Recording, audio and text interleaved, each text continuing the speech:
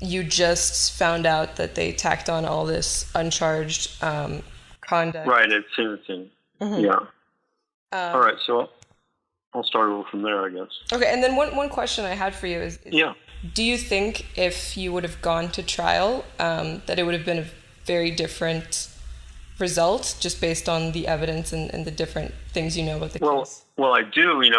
The problem is that the attorney that I had didn't even examine the evidence, and had she taken the time to go through and actually review the investigative reports, she would have found out that all the accusations that were being made against me were, you know, first of all, it was out of court, and unverified. And when the investigators followed up on what this guy had told them, in every instance, they found out that he had lied. He said his own wife was there when they bought drugs for me, and when they followed up with his wife, she said, "I don't know who Randy is. We bought those drugs from someone else in Dallas." So it's in every instance, the people that he said that I was selling drugs to, uh, and have been doing, selling drugs to for years, they all said that it was a lie. It was not true. So um, I think with that information, if I had known that information, I certainly never would have pled guilty for anything because had maintained my innocence. The only reason why I pled guilty was because they said that they were going to, I was going to spend my life in prison, and that they had me doing this and had me doing that, and so I was really overwhelmed, and against my better judgment, So I pled guilty. do you think that they did it on purpose because they knew like their case wasn't very solid? Well, yeah, that's the only way that they could get me on this, was to get me to plead guilty to this $250 deal, and hey, it only carries a sentencing range of 18 months. And I had no idea that they'd come back at sentencing and pile on this entire operation, 4 years. What they were trying to get me to admit to in the meeting, a 4-year drug operation with all these drug deals, 50 or more drug deals, and all these pre-sold drugs that this guy would come to Dallas and buy from me, and then go back to where he lived and distribute. I had nothing to do with any of that. I didn't know anything about any of that, and so they couldn't get me to admit to it at the meeting. So they got me to plead guilty to a $250 deal that only carried 18 months, and then at sentencing, they put all that on me. The whole 4-year drug operation, um, and those drug deals increased my sentence from 18 months to almost 20 years. Well, And so, yeah, I think if I had taken it to trial, it would have been a very different situation. But like I said, I thought that I was doing the best option by just saying, "Hey, did plead they guilty to this small amount," and it carried really from probation to 18 months. So I'm thinking that I'm not even going to go to prison, and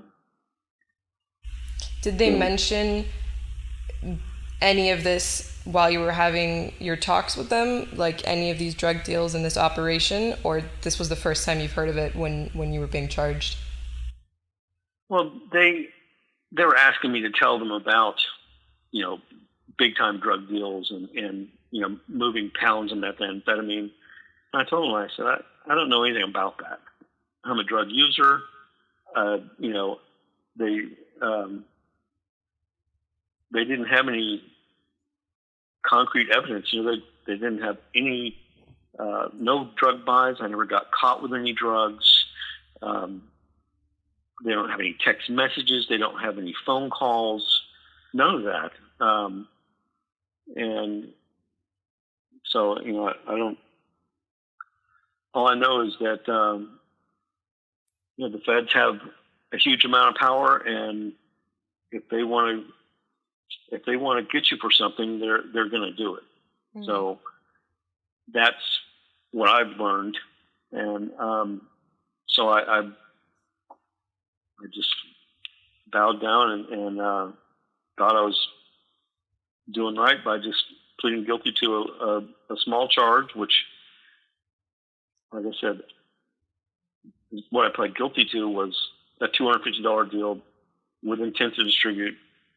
I told them that it was for personal use, and it was for a fourth of that amount, about $80 worth. And I thought that was what I was going to be sentenced for. I had no idea that they could come back at sentencing and put their entire case on me. Mm-hmm. And then that I wouldn't even have an opportunity to refute that. I wouldn't get to face my accuser in court. They could use out-of-court hearsay, and I couldn't contest it. And it still kind of baffles me. And that's not how I learned justice to be growing up. Right. And I think a lot of the time there's a lot of people who they're not even aware about how flawed the justice system is, because you just think, the bad people are in jail and the police are doing their job. Right. The government's helping. Exactly. And these guys, their whole careers their well-being are tied to making all these transactions stick and elevating and making them much worse than they really are. I mean, that's how they advance. And so the system's broken because, they're going to exercise all their power, the federal government's power, against people, and, they destroy lives. And, they knew, based on their own investigation, that I had told the truth. But they chose to lie and destroy my life, and they call that justice. It's crazy. Yeah. It's not right. So I guess the question would be, did you even know that this was a possibility? Like, have you ever heard of uncharged conduct or relevant conduct and things like that before you headed to sentencing? And then if you haven't, have you done any research, since you've been in prison, kind of learned about this happening? I didn't know what it was other than, just the word I'd heard, relevant conduct, but I had no idea how it applied to me in this case. And certainly at this point, I very well understand how they use it. It's a loophole that they can use they get a guilty plea for something that's a very, small, lesser crime, and then they drop an entire drug enterprise on me, in this case, at sentencing, which is, and I can't fight it because I can't face my accuser at sentencing. I don't have a right to cross-examine those people that made statements against me. And so that's what makes it so difficult to win this battle, is that it's an uphill battle.